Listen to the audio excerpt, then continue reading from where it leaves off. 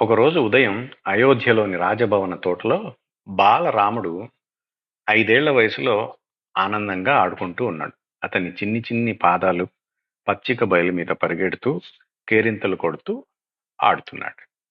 అప్పుడు ఒక చిన్నపాటి అరుపు వినిపించింది.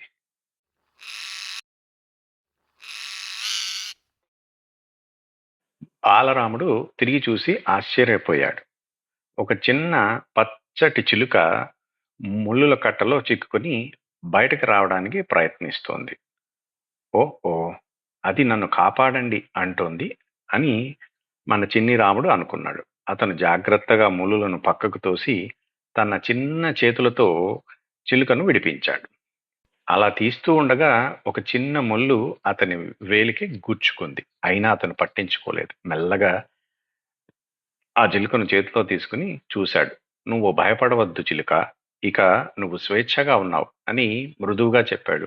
తన ఊపిరితో చిలుకపై మెల్లగా ఊదాడు. ఆశ్చర్యంగా దాని గాయం మాయమైపోయింది.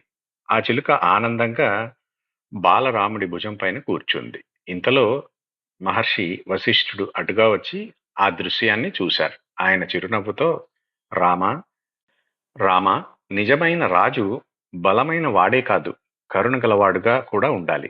నువ్వు చూపిన దయ నీ గొప్పతనాన్ని సూచిస్తోంది అని అన్నాడు. రాముడు సంతోషంగా నవ్వి, చిలుక, నీకు స్వేచ్ఛ ఉంది కదా, కానీ నువ్వు ఇక్కడే ఉండాలనుకుంటే మా తోట నీకు నిత్య నిలయంగా ఉంటుంది అన్నాడు.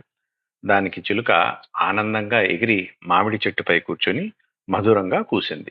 ఆ రోజు నుంచి చిలుక రాముడిని చూస్తూనే ఉండేది. ఇలా చిన్న రాముడు కూడా తన దయతో అందరికీ ఆదర్శంగా నిలిచాడు.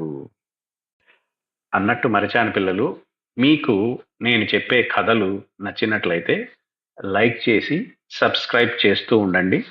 నేను మీకు మరిన్ని కొత్త కథలు చెప్తూ ఉంటాను. సరేనా?